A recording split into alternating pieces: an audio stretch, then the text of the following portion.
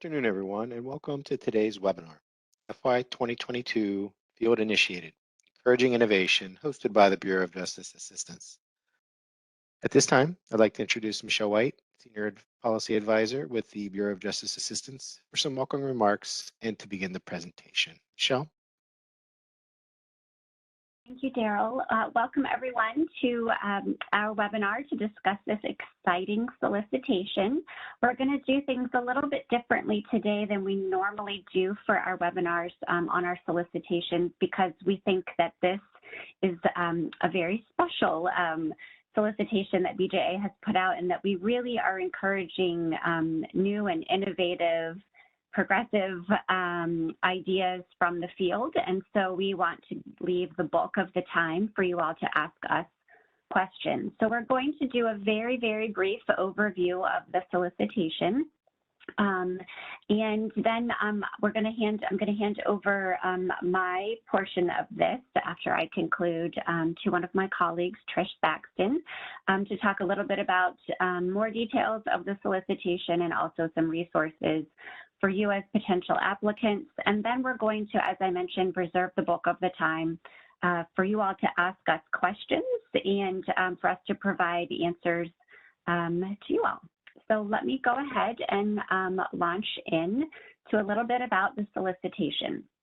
So in terms of an overview of this offering, we are looking for projects that focus on preventing and reducing crime and strengthening criminal justice outcomes by collaborating with the field to identify, define, and responding to either emerging or chronic crime problems and systemic issues. So the big issues in our country. BJA is looking for proposed strategies to address those issues, including, and in particular, trying new approaches, addressing gaps in responses, and building or translating research knowledge or building capacity. The applications under this program should not duplicate other BJA-funded solicitations. So we really are looking for things that can't be funded or not likely to be funded under other solicitations, and also importantly should have the potential to broadly benefit the field of criminal justice nationally. In particular, we're looking for applications that address efforts to respond to both precipitous increase in crime and or address substance use disorders and or efforts to prevent or respond to drug overdoses and fatalities, while also building approaches and tools that enhance justice reforms that build confidence in the justice system and trust between residents and the criminal justice system. So to talk a little bit about the two categories within the solicitation, and then I'm going to dive into a little bit about eligibility. All this information is pulled directly from the solicitation, so you will be able to access that certainly and dig into all of that a little bit deeper. So the first category focus is really for state, local, tribal, or regional research partnerships. So here, applicants should propose to test a strategy at any of those levels while working with a research partner to document implementation and also develop tools to support national replication. So you're going to see, again, this is the theme. While the projects could be state, local, tribal, or regional in focus, the importance here is national replication abilities. Regional projects must propose a model that is specific to a regional need or could be implemented effectively regionally and then replicated elsewhere. Applicants are required to formally partner with a researcher organization for development, assessment, and or evaluation activities, as well as the development of the tools to support replication. And as an important note here, while you are required to have this research partner, no more than 20% of the total budget may be used to support research or those evaluation services. Next slide, please. And then the other category is category 2, which really is national strategies. So applicants here would need to develop targeted national strategies that will make an impact in addressing a critical need or gap in the field. Applicants are required, again, to work with a research partner to document implementation and develop tools to support further implementation in the field. And again, of important note is that partnership with a research partner, that the funds to support that partnership cannot exceed 20% of the total budget. Next slide. So arguably, I believe this is the most important part, not only of our discussion today, but possibly of the whole solicitation, is to really think about the focus of this, which is really BJA looking at the field to be innovative and forward-thinking. So this is sort of the filter to think about when you are designing your project and the definition of innovative. So an applicant should propose a strategy or response that has not been implemented previously, yet is supported by research, data, theory, or evidence. Should propose a new modification to an existing strategy or response that has not been implemented previously, yet is supported by research, data, theory, or evidence.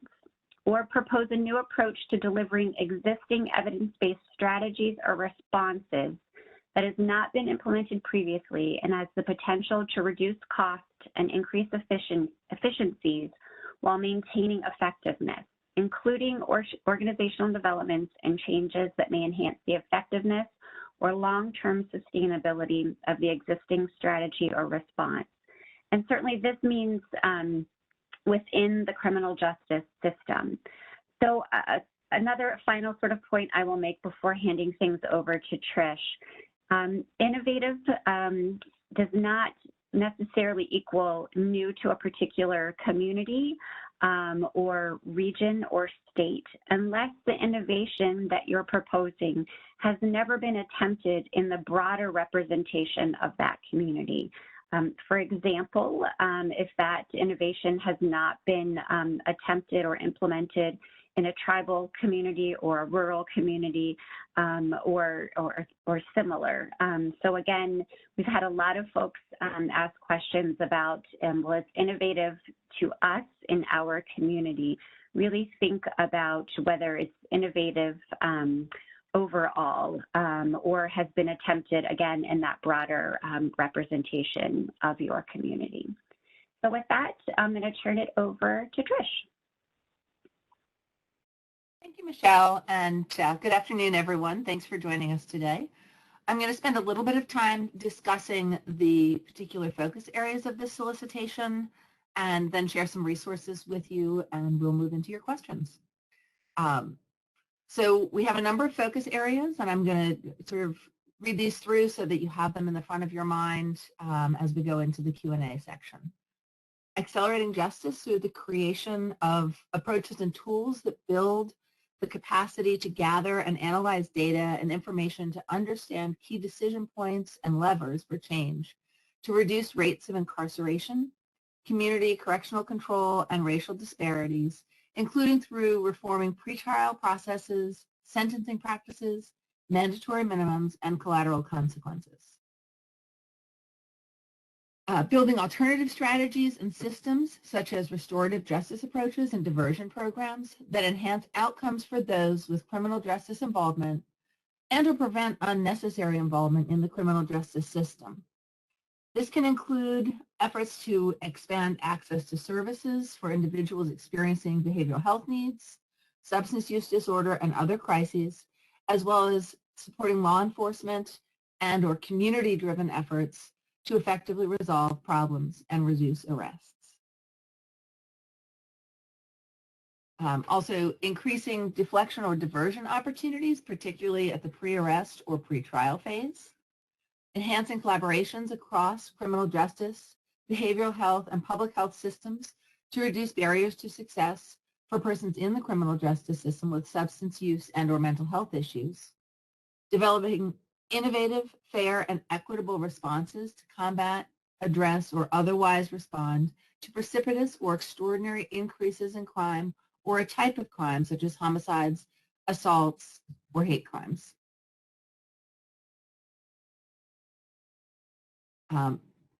Improving relationships between communities and the criminal justice system by building trust and confidence, increasing access to justice, and improving perceptions of fairness across the justice system, and enhancing or sustaining innovative and effective practices implemented during the COVID-19 pandemic. At this point, what's up on your screen is some different ways to connect with us so that you make sure that you're getting information about solicitations and programs and other support as soon as it's available. And you can text OJP along with your email address to subscribe to email updates. You can also go to these links to subscribe to our Facebook or Twitter accounts or feeds. And then if you go to our website, bja.ojp.gov, you can both explore a lot of different opportunities and resources on our website and also sign up to be able to be on our email lists by that route as well, so that you can be sure to get the information that you're looking for on an ongoing basis. We also have a number of resources to help you with the application process. I'm not going to read out these long URLs because nobody can possibly type them that fast, but they are on your screen here. The grants.gov Learning Center will help you to understand how to use the grants.gov system, which is the first step in our application processes.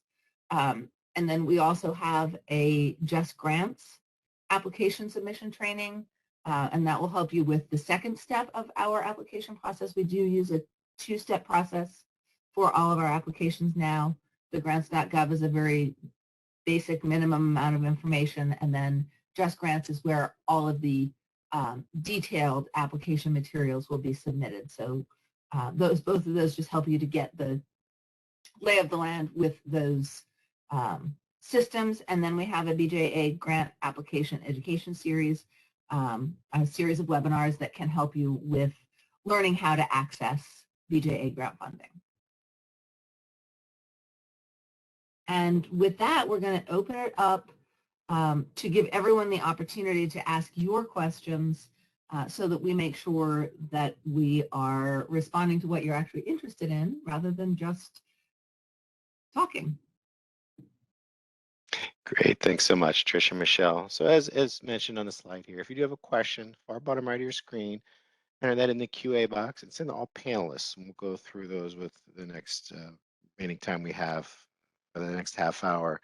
And that's really, as mentioned, the crux of today's presentation, is to hear from you all and answer the questions you may have. So we'll kind of go in order as they're submitted. So for the panel, the first one is for category 2.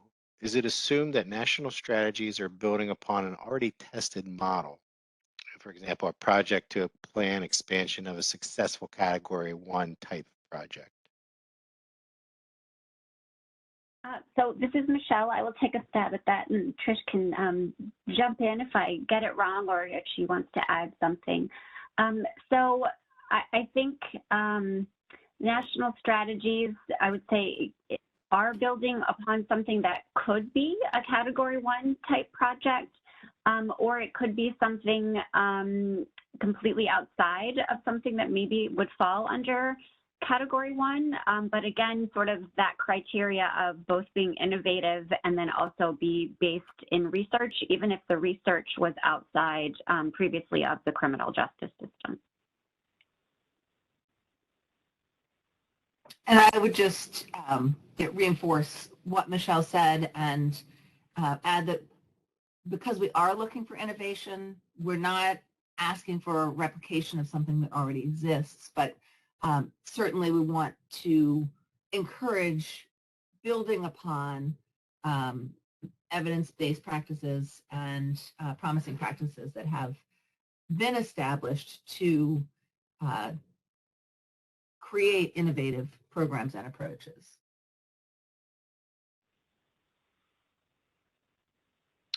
So the next question, for category 1, the research component is identified as a researcher organization. For category 2, this is identified as a research partner. Are these different? For category 1, can an organization be a sole practitioner or an ad hoc team of researchers for this effort? So this is Michelle. I would say that they are not intended to necessarily be different, that research partner or organization could be sole practitioner, could be affiliated with an organization that sole focus is research, so long as meets the appropriate eligibility criteria and you can demonstrate the capabilities and competencies of that research partner. I wouldn't get too hung up on the difference between an organization and a partner.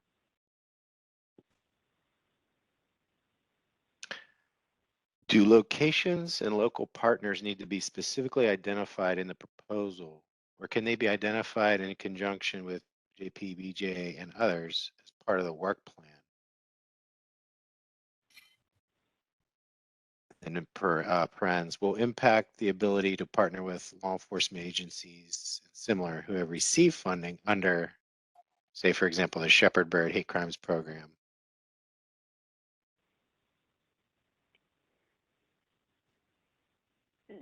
So in terms of do they need to be specifically identified in the proposal, I think that is a very specific to the proposal question that I don't know that I can completely weigh into. I think there's probably a balance in sort of what makes sense for what you're trying to achieve.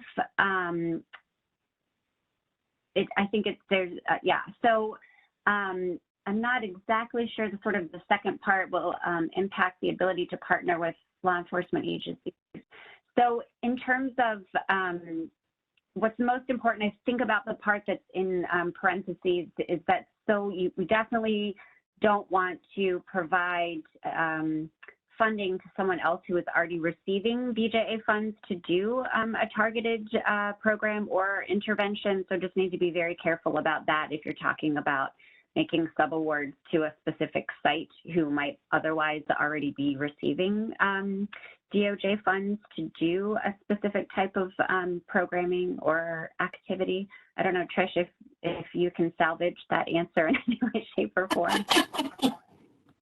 I think to the extent possible, you want to include the specific partners, but if there are partners that you're for whatever reason are not able to necessarily solidify a role prior to the application being submitted, but still want to leave the door open to be able to work with either a particular partner or a particular area of the justice system. For example, the treatment services. And if you don't have someone identified in that arena prior to application but you want to be able to leave the door open for that partnership, I think it's okay to identify that you're working on identifying a partner in a particular area, but to the extent possible, you want to identify partners at the application stage.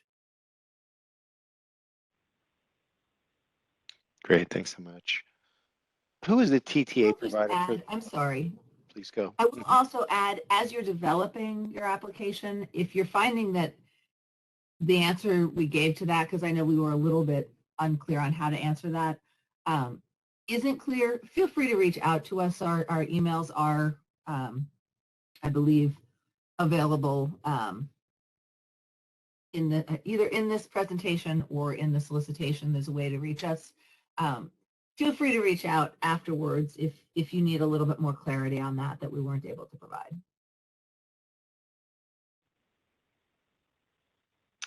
Who is the TTA provider for this program? What would their role be? So there's not a designated TTA provider for this program. based on what some of the areas of focus are, there are TTA providers affiliated with those targeted areas. So for example, there are TA providers around overdose prevention and SUD treatment and intervention that exist sort of under other programming, but there is not a particularly designated TA provider for this program. Next questions on the application process. Applicants are only to attach a time task plan and not fill out the web-based timeline form. Is that correct? If Just Grants requires that the web-based timeline form be filled in, what should applicants do and how to proceed on that? So based on the way we set the solicitation up in Just Grants, the web-based timeline actually should not show up at all. If it is showing up, please email us and let us know, but it actually should not be visible for you. So that shouldn't be a conflict. Can you say more about what the term national means? Is there still room to do some local implementation work in the context of providing TA to a national audience? All right, so I'll take a stab at this one. I would say, again, without sort of helping you design what your proposal is, I think there is definitely still room to think about local implementation or pilots in the context, but largely the national work is really about how to really come up with national strategies. For the focus areas, would it make our application stronger if proposals address more than one focus area? Not necessarily. We're really looking for programs that you're going to be able to successfully develop and implement. So while there certainly is the potential to touch on multiple focus areas, depending on what it is that you're doing, I wouldn't say that we're encouraging you to try and get all of it. We really want you to take the time and the opportunity to develop an innovative, robust program that can address the needs that you have identified. Michelle, I don't know if you have anything more to add to that. No, I think that was great. This next question may be a referral to the grants.gov hotline, but their particular organization has a DUNS number, but their request for a UEI has been backlogged. It's going to delay their impact, their ability to apply. I would definitely reach out to the help desk around that, and so we don't muddle they have a very standardized response with instructions on what to do where that's concerned, and I don't want to muddle what that answer is, so I would definitely reach out to those folks. Yeah, we'll go ahead and put that in the chat for the contact information for grants.gov and Just Grants.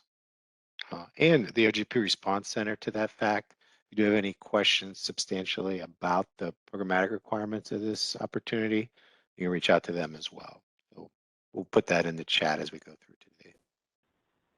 My organization works in several states on criminal justice reform, focusing on prosecutor reform, community safety, and unjust sentencing. The legal mechanism we innovated is currently used in several states, but has not been introduced at the national level. Does this disqualify us for the innovative category? So I don't want to say it disqualifies you. I think to really think about the sort of the slide on innovation, or the section of the solicitation that kind of walks you through, sort of, for lack of a better term, the test around whether it's innovative or not, what you're trying to do. We're definitely not looking at replication. This is not a solicitation that is just to replicate something. It is really going beyond that step. So again, sort of go back to, it may be considered innovative if it is being implemented in a new way or in a new community type, but just sort of replication in a place where it's never happened before is not really what we are considering innovative. The caveat to that, I would say, is all of these solicitations are peer reviewed, and so you really have to think about how peer reviewers would review your proposal and whether or not they would believe. So these are other folks, that work in the field, and whether they would really define what you are proposing as innovative based on the way the solicitation reads. We have never received federal funding in the past. Can you share a bit about how federal funding is different from foundation or private funding? Can you share a link to the reporting requirements for the grant? I will start by saying that could be probably a webinar in and of itself. Very likely is a series of webinars. Trish talked about the webinar series around applying for grants. There are also a number of webinars, financial management guides, all kinds of great information on the OJP and BJA websites about grants. Grants.gov has a wealth of information. There's a lot of great resources out there about identifying grants, applying for grants, what happens after you get an award, managing grants, reporting requirements. There's a lot to learn and a lot to do, but there's also a lot of great resources out there that can assist you in those efforts.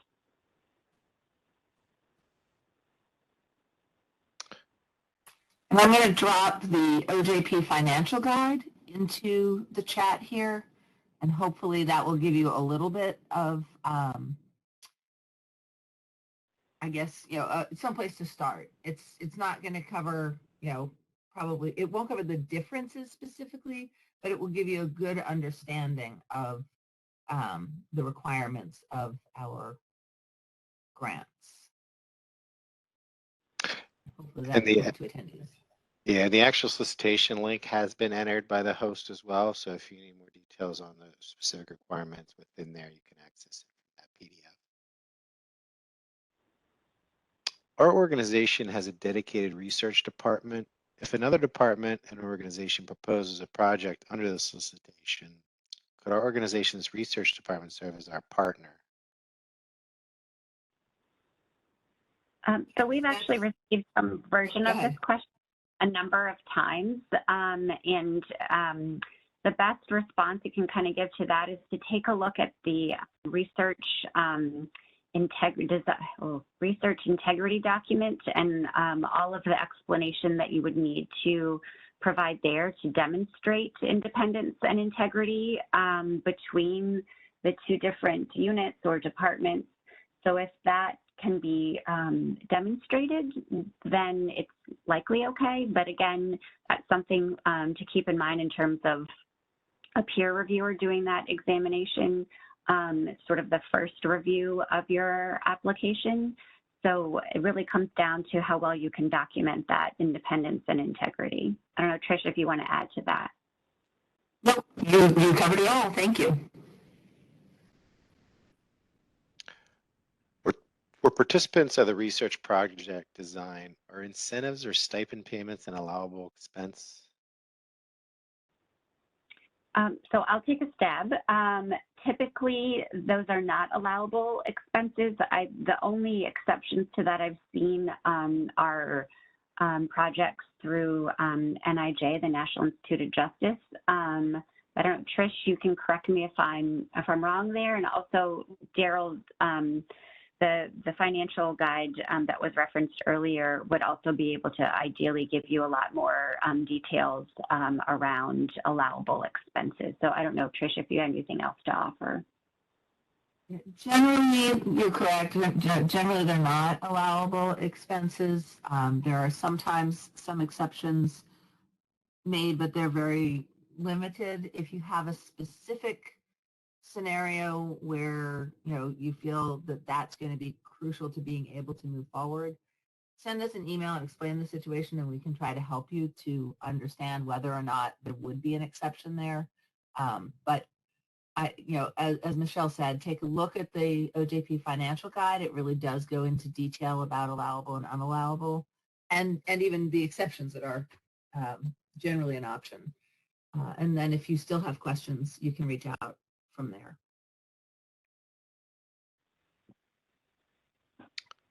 This was mentioned in different questions, but just to sum it up, do both Category 1 and Category 2 applicants have to have a research partner? Yes. Yeah. Then I can handle this one. Will recording of the presentation be made available? And the answer is yes. We will have the caption recording, PowerPoint, and transcript for today posted to the BJ website. So you'll get an email notice to the email you registered with today when those items will be available. That seems to be the end of the questions in the queue at this time. If you do have a question, far bottom right of your screen, 3 dots, hit Q&A, and then send to all panelists. And for our panelists, would you be able to enter your email in the chat if you so incline? Otherwise, we can refer them to the OGP Response Center for particular questions. That would probably be suggested. We'll go ahead and enter the OGP Response Center email and phone number in for you to contact if you do have specific questions about the solicitation itself. The Just Grants and grants.gov lines would be if you have technical questions related to those systems. It looks, Daryl, like there's a question around crime analysts being a research partner. And also similarly one around if a nonprofit conducts both research and programmatic work that implements and tests strategy as an outside research partner required. I think I would give sort of the same answer that I did previously, just to make sure we've addressed sort of the nuance of your questions. It really comes down to being able to demonstrate independence from and integrity around research, and that it's really research that you're doing and not just data collection. I see a question about email addresses. I'm going to go ahead and drop my email and Michelle's email in the chat unless you have an objection, Michelle. No, go for it, or I can certainly do it. And then I just saw another question. Can one agency submit 2 proposals, 1 in each category? I would say you are certainly not prohibited from doing that in any way. And while we don't have a slide on this particular item, there is the due date. There are 2 separate due dates to apply. Grants.gov deadline, it's going to be July 6th. And that's going to just be 2 forms that are included, and they're detailed in the solicitation. But Just Grants deadline is your main application. That's due July 11th. So I'll be mindful that there are 2 specific deadlines. Each have their own requirements.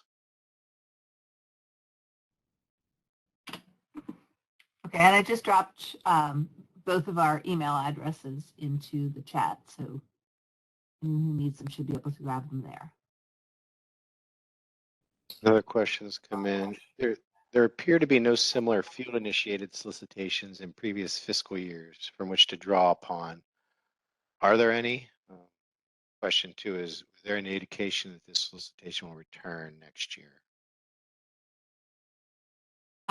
So this field initiated tends to come out every few years. I believe the last time was in fiscal year 2017.